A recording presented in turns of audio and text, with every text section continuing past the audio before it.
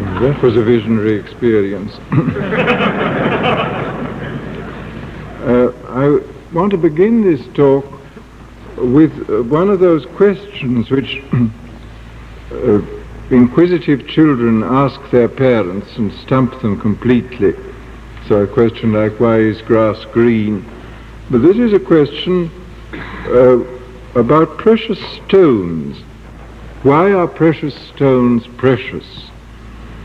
And obviously it's extremely difficult to find any rational reason for this. There's certainly no economic reason, no biological reason why people should have spent an immense amount of time, energy and money on collecting and cutting and setting colored pebbles.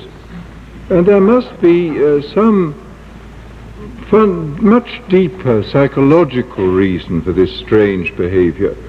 Now this question was asked many years ago by Santayana, who came up with what seems to me a partial explanation, but I don't think it's a complete or the final explanation.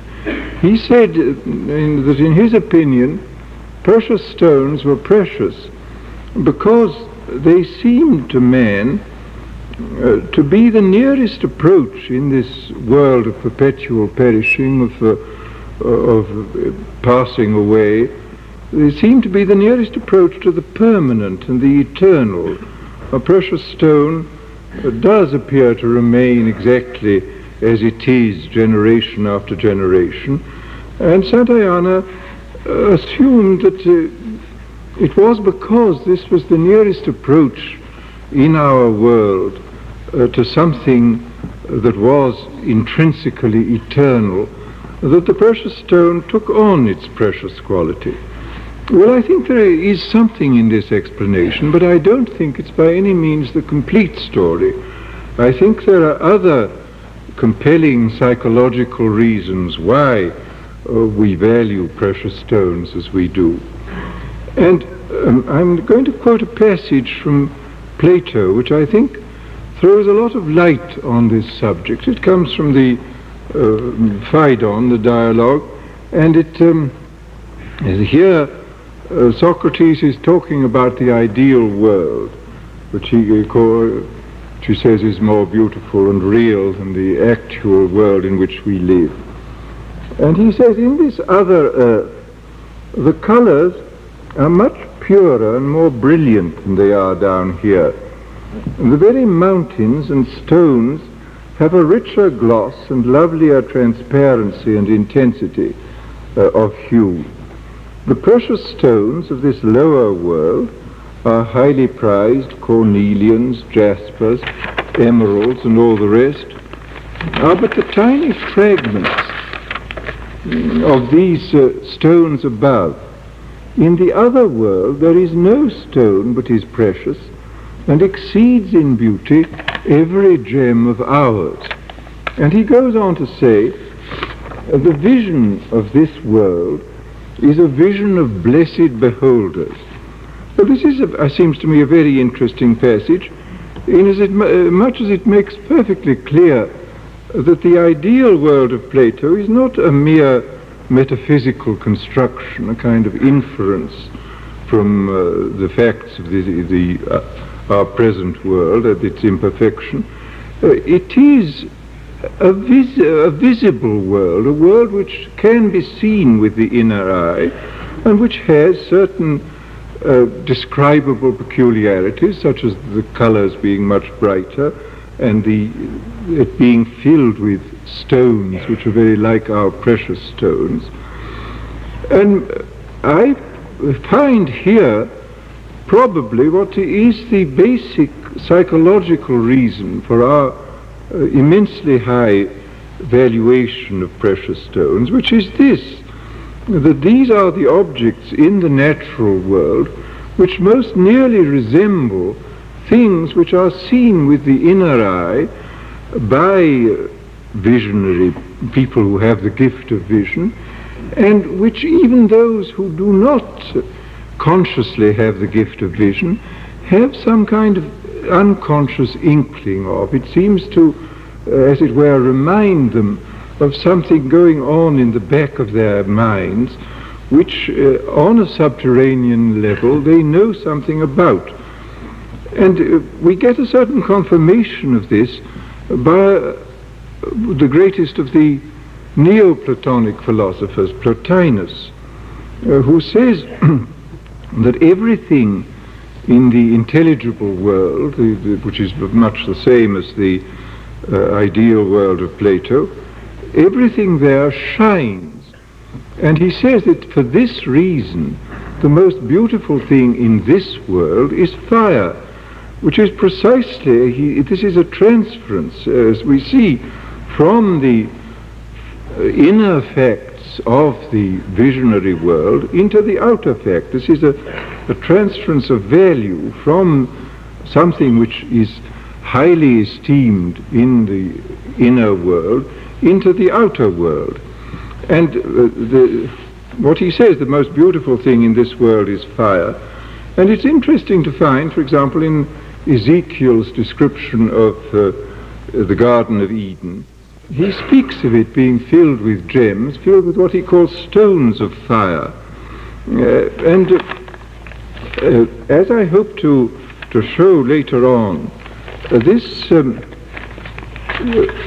richness of gem-like qualities which is found in the visionary world does explain many very strange facts about certain types of art, and many facts about the curious uniform quality of religious traditions, folklore traditions, traditions of the nature of the Golden Age and the afterlife, which are found all over the world. We'll talk about that later. Meanwhile, let us speak about the accessibility of this visionary world. Well, we look at the records and we look around and we find that a certain number of people can enter this visionary world spontaneously, that they can go back and forth between the two worlds without any real difficulty, and that probably quite a lot of children inhabit the visionary world for quite a bit of the time. And also we find that this visionary world is very highly prized by people, and that they will go out of their way to get into it. That if they do not visit it spontaneously, they do a great many things which help them to go into it artificially. The visionary experience is so highly prized that throughout the ages of recorded history, people have done their best to induce visions. They've tried to go to this other world by various artificial vehicles. And there are a number of ways which have been worked out for going into the other world. There are psychological ways, there are physiological ways, there are chemical ways, and it's worth, I think, just describing a few of these methods. For example, it is possible to go into the other world through hypnosis. I mean, quite a number of people can, in a certain stage, a rather deep stage of hypnosis, can and do enter some kind of visionary world. It's a very interesting experience if one has ever watched people suddenly passing out of what seems to be a kind of sleep-like stage into a world where they are seeing very clearly very strange and interesting things. I think this hypnotic visionary world is probably not quite so brilliant and extraordinary as some of the other visionary worlds, the other aspects of the visionary world which can be touched in other ways. And then, of course, there are the methods of purely psychological methods. There are the methods of intensive concentration, which we find in the various yogas of the East and in the so-called spiritual practices of the West, which do undoubtedly produce these visionary states. Then there is the method which has been employed in many, many parts of the world, the method of complete isolation, the limiting, the cutting down of sensory experiences to the greatest possible extent. And now this is a very interesting thing. Within the last few years, a number of experiments have been made in modern psychological and medical laboratories with what is called limited environment. That, for example, people like Hebb at McGill and Dr. Lilly at the National Institute of Health in Washington have employed various means for cutting down the input of sensory stimuli to the extreme limit.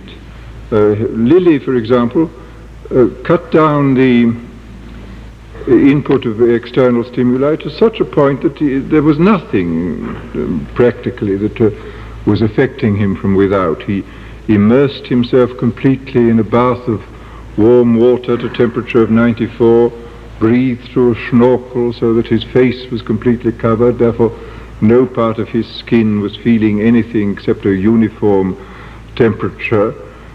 He was shut himself out, he tied himself up in a harness which didn't permit him to move more than 1/10 of an inch. He was in a light-proof and soundproof room, where the interesting fact is that within 4 hours, he and those colleagues of his who submitted to this extremely drastic treatment were seeing very, very strange visions. And in where the deprivation of external stimuli is not quite so complete as it was in Hebb's experiments, similar visions will be seen within 24 to 36 hours. Now, one of the interesting facts here is that the great majority of these visions were extremely unpleasant. They were so unpleasant that I've asked Dr. Lilly what they were, and he has always declined to tell me. I don't know what they must have been very unpleasant indeed.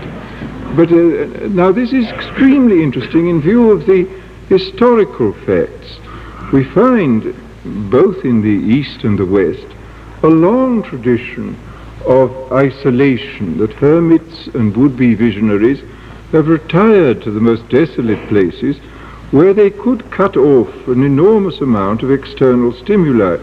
In the 4th century, in the Thebaid in Egypt, immense numbers of hermits and Cenobites lived in the desert, cutting themselves off as far as possible from external stimuli.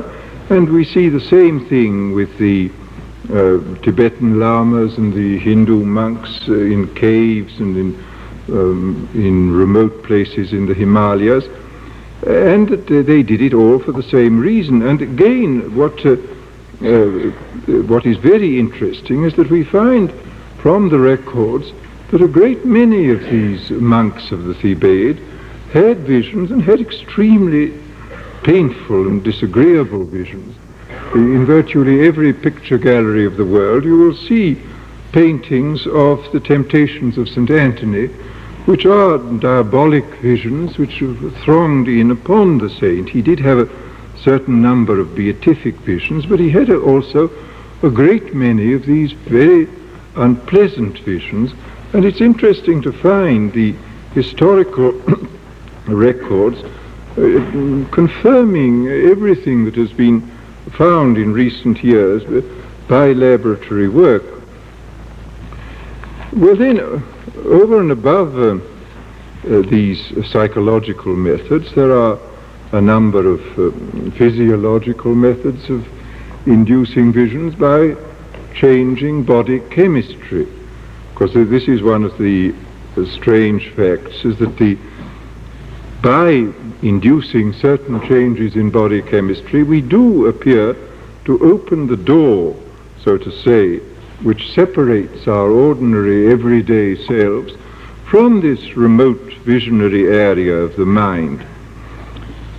One of the ways, the physiological methods, is of course the method practiced in the Orient, the method of breathing exercises.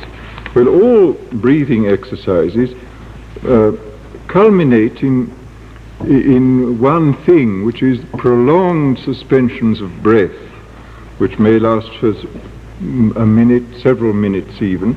But when there are such prolonged suspensions of breath, there is naturally an increase of carbon dioxide in the blood, and it is now well known that an increase of carbon dioxide, either induced in this way or else brought to the blood by inhalation, does produce very strange visionary psychological experiences. So that we see again here that these time-honored yogic methods have been again confirmed by recent laboratory work, showing that if you do something which increases the CO2 in the blood, you do automatically give yourself access to this visionary world. Then again, there's the question of fasting. Here, in many cultural traditions, fasting has been used precisely for the purpose of creating a visionary experience. The red man in this country, in many Indian tribes, habitually and systematically resorted to fasting for the express purpose of achieving visionary experience. It was one of the initiation rites of young men in many of the Indian tribes. And of course fasting has been used to a very considerable extent in all the major religions. Similarly, lack of sleep, cutting down on sleep, will also produce effects of this same kind. And even some of the more violent physical austerities, such as self-flagellation, also, I think, produce certain chemical changes which facilitate the coming of visions. For example, a violent self-flagellation will release great quantities of histamine, great quantities of adrenaline, both of which may have profound psychological effects. So that we see that when we look back on the history of religious practices and the desire for visions which has existed, I think, in all cultures, we see that these curious ways of facilitating the visionary experience have been employed, and we now know the reasons, in as far as they are biochemical, we know the reasons why these practices were adopted.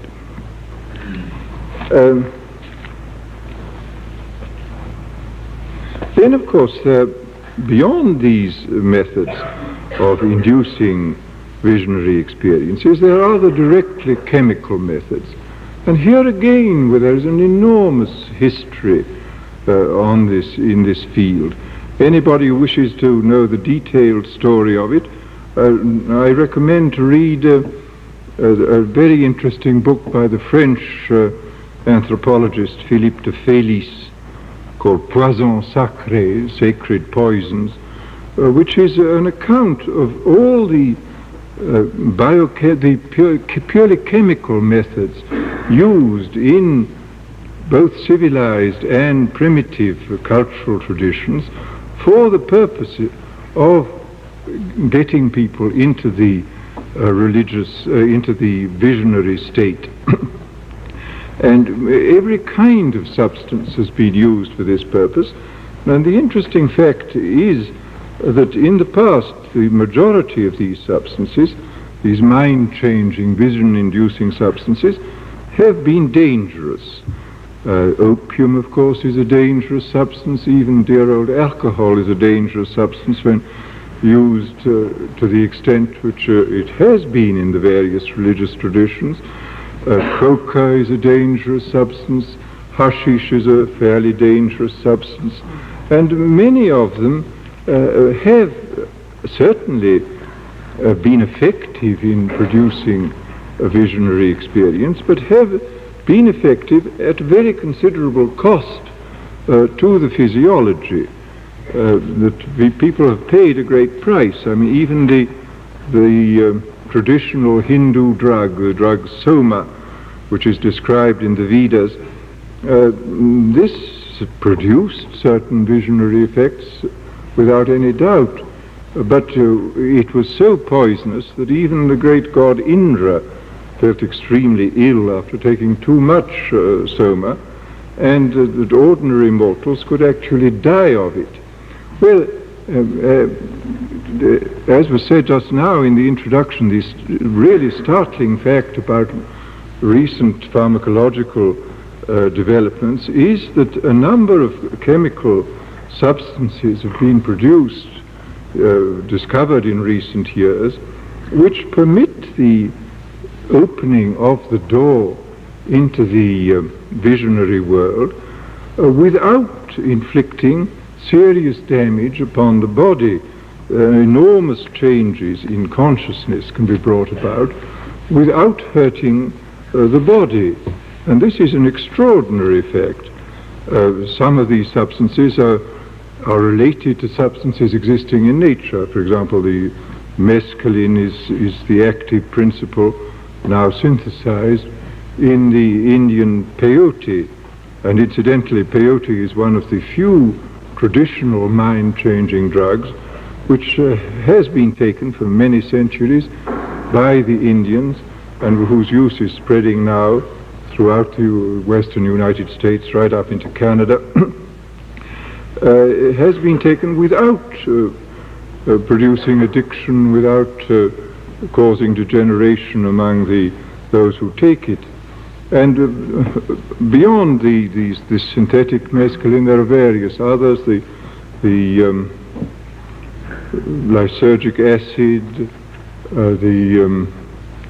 the most recent of them being the active principle of the sacred Mexican mushroom, which was last year was synthesized by Hoffmann in Basel in Switzerland, and which incidentally I heard from my friend Professor Roger Haim of Paris, the mycologist.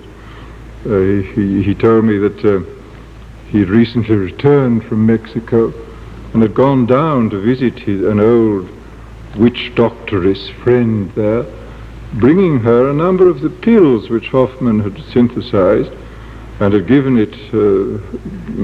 her some of these pills, which she'd taken, and was quite delighted because they produced exactly the same effect as the mushrooms, and she was more especially delighted that now she could practice her magic at every season of the year instead of having to wait for the mushroom season.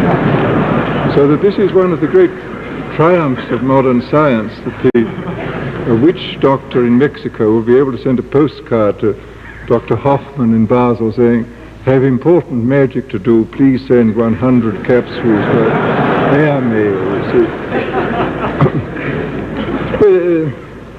These are some of the chemical ways of opening up this door which leads into the other part of the mind. Experiments, of course, have been made by eminent psychologists for a long time. William James, for example, made considerable experiments with the nitrous oxide, and incidentally was much blamed by some of his colleagues for such a frivolous undertaking and for taking it so seriously, and was defended by Bergson in his Two Sources of Religion and Ethics, where he said we must remember that the nitrous oxide was not the cause of Professor James's remarkable experiences. It was the occasion that it removed certain obstacles which permitted this other material to come through. The obstacles could have been removed by purely psychological means or by other psychophysical means, but this particular means did open the door, and the nature of the experience which came through is not affected by the nature of the key which is used to open the door. And this is a very interesting passage in Bergson, and I think it's fundamentally true that although there seems to be something rather discreditable and unfair, so to say, about the possibility of opening the door by a means so simple as psilocybin or LSD 25, yet there seems to be no reason to doubt that what comes through is of the same nature as what comes through via breathing exercises or fasting or any other means. Now, let us briefly talk about the nature of the experience. Now, of course, every visionary experience is unique, as every human being is unique, but these things do not occur at random. Although they are unique, and although there are considerable variations, yet we do recognize in the majority of these experiences a kind of family likeness. They belong to a certain class. And we realize this very well if we read such a book as Heinrich Klüver's book, monograph on peyote, Beringer's book on peyote, a whole mass of religious literature on visions and so forth. We see that there is a kind of common a kind of resemblance running through this whole family of experiences. And I think we can say that the highest common factor in all these experiences is the experience of light. Now, the light experience is of several kinds. There is the experience which is recorded in a great deal of the literature of what may be called undifferentiated light, just an enormous burst of light, unembodied in any particular form, just a great flood of light. And in general, I think it would be true to say that this experience of the undifferentiated light is generally associated with what may be called a full-blown theophany or a full-blown mystical experience. And the mystical experience, I think we'll very briefly define it, is as that experience which transcends the subject-object relationship, which produces a sense of solidarity between the experiencer and the universe, which gives the experiencer a sense of the basic all-rightness of the universe, an understanding of such a phrase as occurs in the book of Job, "Yea, though he slay me, yet will I trust in him." This is, seems to me, a characteristic feature of the mystical experience. And this kind of experience, and the experience of the same order when associated and interpreted in terms of a theological frame of reference, when the experience is interpreted in Christian terms as the unity of knowledge of God, this kind of experience is, as a matter of fact, generally associated with this experience of undifferentiated light. And of course this kind of light experience is recorded again and again in the literature. After all, the most familiar case is the case of St. Paul on the road to Damascus. We find Muhammad's call to being a prophet came when he woke up in the middle of the night, perceiving a light so intense that it caused him to swoon away. Plotinus entered several times into the light and was, as he says, swallowed up in divinity. We find Dante describing paradise as being illumined as though by two suns. I mean, there is the ordinary sun, and then there is this other light, which is like the light of a much more powerful sun coming through the ordinary sunlight. Then in more recent times we find the tremendous light experience of St. John of the Cross when he was confined by his brethren to prison in Toledo, and Jacob Boehme records light experiences of this same kind, and one could find, I think, without any difficulty, hundreds, literally hundreds of such experiences recorded by eminent or less eminent mystics. Now, the interesting thing is that this kind of experience is by no means confined to the eminent people who have a great power of expression. As such collectors of experiences as Dr. Raynard Johnson in his recent book, The Watcher from the Hills, as he has shown, a great many perfectly ordinary people who don't have this gift of expression and who have achieved no celebrity as religious leaders do in fact have these experiences of exactly the same kind. I was interested not more than a week or so ago. I received a letter from an unknown correspondent in England. She described herself as a woman in her 60s, and she was saying, my whole life has been influenced by something that happened to me when I was 16. I was a schoolgirl of 16. I was in the kitchen.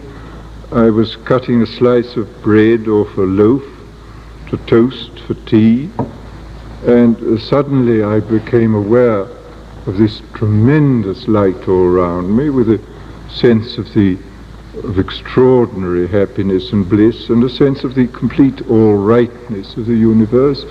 I was absolutely overpowered by this. It was a dark November afternoon. The whole place was flooded with this light. The experience lasted in clock time perhaps for a minute. Then it went away, but it has remained, the memory of it has remained with me ever since and sustained my life ever since.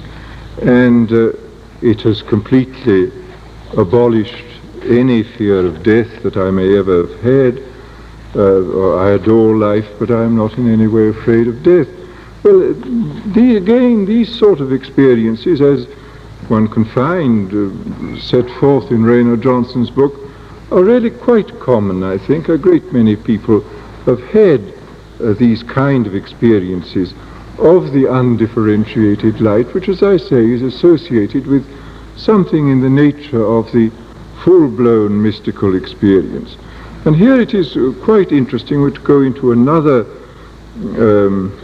cultural tradition and to find that in the Buddhist tradition, what is called the clear light of the void, this sort of tremendous uncolored light, is again associated with the ultimate liberation experience, and that the other lesser lights, particularly the lights which are embodied in forms, are associated with the lower so-called pre-mystical visionary experiences.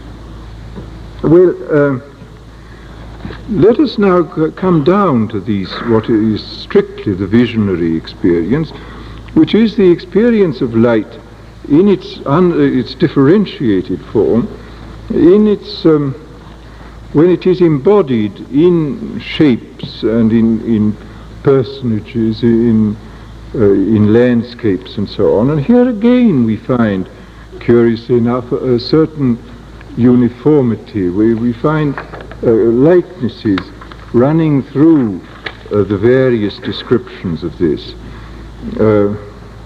For example, the experience will very often begin with a vision of what may be called living geometries, geometrical forms, brilliantly lighted, continuously changing. These may modulate into some kind of geometrical objects, such as carpets, as mosaics, and so on. There may then be tremendous visions of landscapes of an extraordinarily brilliant and glowing nature, of architectures, often, very frequently, it's constantly recorded, which are encrusted with gems, and the landscapes too are frequently recorded as encrusted with gems, which again throws a light on what Plato was saying in his dialogue, and what and the reason for the why for our high estimation of precious stones, because we see these things in our visionary experience, and even if we don't know about them consciously, they in some way remind some area of our mind of this strange world, which I think exists in every mind, although often deeply buried. And then there are sometimes visions of figures, strange figures, faces. And here there's a very interesting fact which is recorded again and again, both in the spontaneous cases and in the induced cases, that when faces are seen, they are never the faces of people that the experiencer knows. He does not see the face of his mother, his father, his brothers, his friends. These are entirely new faces.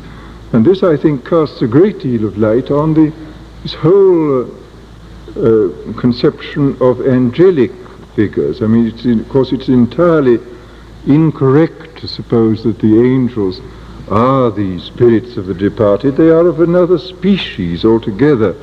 And this is a very interesting fact, that at the sort of antipodes of our mind, in this remote area of our mind, it is so far beyond the personal unconscious that we don't see anything connected with our own private life, or even with the general life of mankind. We see something quite different. We see these creatures, and when Blake saw these figures, he said, these are the cherubim and seraphim. And he knew all about them. They were very large. He said the seraphim are 120 feet high, and they live in these extraordinary landscapes. And he described the landscapes. He says the landscapes and the architectures in which they live are highly organized. They are articulated beyond anything which the mortal and perishing sight could possibly imagine. That they were, in some sense, super real. They were more real than ordinary reality. And Blake frequently, I mean, he saw these things all his life, except for a period in his middle life when, for some reason, visions didn't come to him. But this was a regular type of experience for him, and he was constantly seeing these faces, which were not faces of anybody he knew, but they were these strange figures which from somewhere else. And figures, another curious fact about these figures is that they were never doing anything. This is one of the things which recurs again and again in the descriptions, that these figures, when seen, are not in action. They sort of are doing nothing in particular.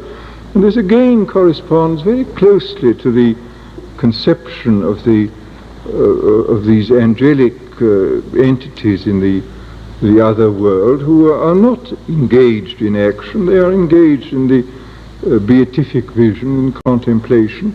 And I think this is one of the reasons why the most powerful and moving religious art is always static art. The great religious symbols, like the Khmer Buddhas, like the great Egyptian gods, like the primitive Greek statues, they are static. They are not doing anything. The great Pantocrators and and Madonnas of Byzantine art, they are also completely static, not doing things. And this is precisely the nature of these beings who are found in the other world, the world of vision. Now, let me very briefly go into another very interesting fact about the visionary experience. That the visionary experience occurs by no means only behind the closed eyelids. In very many cases, the visionary quality, the quality of the vision, so to say, spills over into the external world, so that the experiencer, when he opens his eyes, sees the outer world transfigured, sees it as incomparably more beautiful than he sees it at ordinary times, sees it as glowing with an intensity of light and significance and life, which is something which he simply does not see at all in his ordinary state. Now, there are plenty of poets and artists who have spontaneously seen the world in this way. You will find, for example, admirable descriptions of the nature of this transfigured vision of the world in some of the writings of the Irish poet A.E. George Russell, which I recommend very much. These are very subtle and psychologically penetrating descriptions of the kind of things that the visionary sees in the external world. And I think it would be true to say that quite a lot of children probably see the world in this transfigured way. They see it very much, I think, as Wordsworth describes himself as seeing it as a child, describes it in the great ode on the intimations of immortality in childhood. As Wordsworth said, he looks at the outside world, and it has the glory and the freshness of a dream. And he goes on to say that as he grew up, the dream, this glory faded into the light of common day, and this I know where'er I go, that there has passed a glory from the earth, and that the world became, so to say, very boring once again. And there's a particularly beautiful passage in one of the centuries of meditation of Traherne, a book which I'm very glad to say is being at this moment reprinted. I just have received a copy of a new edition of it. And I would like to quote this passage of Traherne's, which describes his experience as a child. He was brought up in Shrewsbury, I think it was, in this small town which had walls round it at that time. And he describes what it was like looking out from his home into the world around him. He says, "The dust and stones of the street were as precious as gold. The green trees, when I saw them first through one of the city gates, transported and ravished me. Their sweetness and unusual beauty made my heart to leap and almost mad with ecstasy. They were such strange and wonderful things. The men, oh, what reverent and venerable creatures did the aged seem, immortal cherubim, and the young men glittering and sparkling angels, and maids, strange seraphic pieces of life and beauty. Boys and girls tumbling in the street and playing were like moving jewels. Eternity was manifested in the light of the day, and something infinite behind everything appeared. And then, with much ado, I was corrupted and made to learn the dirty devices of the world, which now I unlearn and become as a little child again, that I may enter into the kingdom of God." And he goes on to say that the kingdom of God is already here, if we would only allow ourselves to see it. He says, "The world is a mirror of infinite beauty, yet no man sees it. It is a temple of majesty, yet no man regards it. It is a region of light and peace, did not men disquiet it. It is the paradise of God. It is the place of angels and the gate of heaven. Well, this was, Traherne, I think, describes a state of mind which is relatively common. I mean, I think there are many more people who have this, have had in childhood and even have occasionally in their adult life glimpses of this transfigured world, who realize that the world is incomparably more beautiful and more interesting than they normally give it any credit for. And then you will find a number of these references to this kind of visionary experience of the external world in Wordsworth. I mean, he talks, it's a very beautiful poem where he speaks of the effect of sunset, how this sort of added extra transfiguring power evokes this sense of visionary otherness. This poem goes, no sound is uttered, but a deep and solemn harmony pervades the hollow vale from steep to steep and penetrates the glades. Far distant images draw nigh, called forth by wondrous potency of beamy radiance that imbues whate'er it strikes with gem-like hues. In vision exquisitely clear, herds range along the mountain-side, and glittering antlers are descried, and gilded flocks appear. Thine is the tranquil hour, purpureal eve. But long as godlike wish or hope divine informs my spirit, ne'er can I believe that this magnificence is wholly thine. From worlds not quickened by the sun, a portion of the gift is won. An intermingling of heaven's pomp is spread on grounds that English shepherds tread. Then let's go very briefly now into the question of the relationship of these kinds of visionary experience with art and with traditional religion.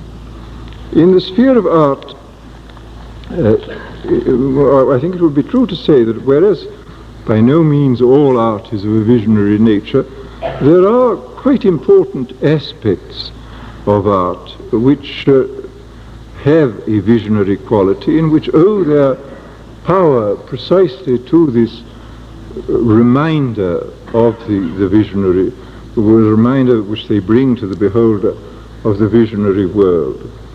It is very significant, for example, that the Holy of Holies in almost every religion, the furniture of the altar, is always composed of what may be called vision-inducing materials. It is composed of gems, it is composed of glittering metals, of polished marble, and so forth. And there is evidently something in this, in works of art made of these vision-inducing materials, which is itself vision-inducing. And then another, let me go over this very briefly because we haven't got very much time, but another essentially vision-inducing art which played a great part at one time in our own civilization is the art of the stained glass window. Now, anybody who's been into the Sainte-Chapelle in Paris or into Chartres Cathedral must realize the extraordinary visionary power which these windows have. It is possible by means of stained glass windows to turn the whole of a vast building into one single jewel. One is inside a great jewel. And the effect is, I think, most extraordinary. And it's a very significant fact. It's recorded by the abbot of Saint-Denis, Suger, that in the 12th and early 13th century, there were always two collecting boxes in the churches, one for the poor and one for the setting up of stained glass windows. And whereas the boxes for the poor were often empty, the boxes for the stained glass windows were generally full, showing what an enormous, how highly these vision-inducing objects of these stained glass windows, how highly they were prized. I can't go into the many of the other types of visionary art. There are quite a number of them, and it's not difficult to sort them out from the ordinary run of art. They have a peculiar quality, and I think they owe their great power to this capacity which they have for evoking within us a kind of memory, a kind of awareness of that which lies at the back of our minds, and which we then see realized in front of us in the external world. Then, now let us go again to another curious feature in art. A very interesting and curious fact is that many of the popular arts have been essentially visionary arts. That it's as though the ordinary unlettered people had a peculiar predilection for a visionary experience as manifested in art. I mean, take some of the most ordinary and everyday of popular arts. Take, for example, the art of fireworks. Well, this goes back to a very long way in China, and it goes back into the later Roman Empire. There are descriptions in the poetry of Claudian of the most fantastic firework displays, which are at least as elaborate as any display we see today. But of course they were not as good as the displays today, because there was not at that time the knowledge of chemistry which we now have, which permits us to put into our fireworks an immense range of colors, which was undoubtedly quite impossible for the Romans to duplicate. Well, then another popular art which has played a great part throughout history is the art of pageantry. And this has been used, of course, by kings and prelates from time immemorial to impress people. I mean, this is a visionary art, and it has it impresses the beholders to such an extent that it has been regularly used by men in authority to transform de facto power into de jure power. I mean, they are in fact powerful, but the whole art of pageantry, the coronations of kings, the processions, the state entries, processions of popes and so on, all these things are methods for persuading people by this kind of visionary magic that the brute fact of power is in some way power by right divine. And it's just, I think there is no question that the whole history of pageantry, it has played an enormous part in the consolidation of power. And of course in our own day we have seen the extraordinary power exercised by the pageantry devised by the Nazis. I never saw the Nuremberg rally each year, but those who saw it say that this was possibly the most extraordinary ballet ever put on any stage by anybody, that this was one of the most magnificent pure spectacles. And closely related to pageantry and ritual, of course, is theatrical spectacle.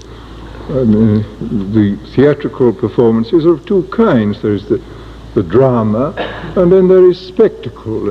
And very often, I regret to say, in contemporary productions of old plays, of Shakespeare, for example, the spectacle is often made to interfere with the drama, but both have their legitimate place. And it is, if you look at the history of it, it's very interesting to see what enormous time and trouble and money has been used, has been expended on spectacles. The Elizabethan and Jacobean masks, for example, were fantastically elaborate, and there's a record of one mask put on for Charles I by the Inns of Court, which cost over £20,000 of money of the 17th century, which must be multiplied by at least 10 now, for a single night's entertainment. So that we see again here, this is an extraordinary fact that quite senselessly people will go to this immense trouble, spend this immense amount of money for this curious kind of experience, which incidentally the adjective which is often applied to it is very significant here. It is called a transporting experience. It transports you, takes you out of this world, puts you into the other world.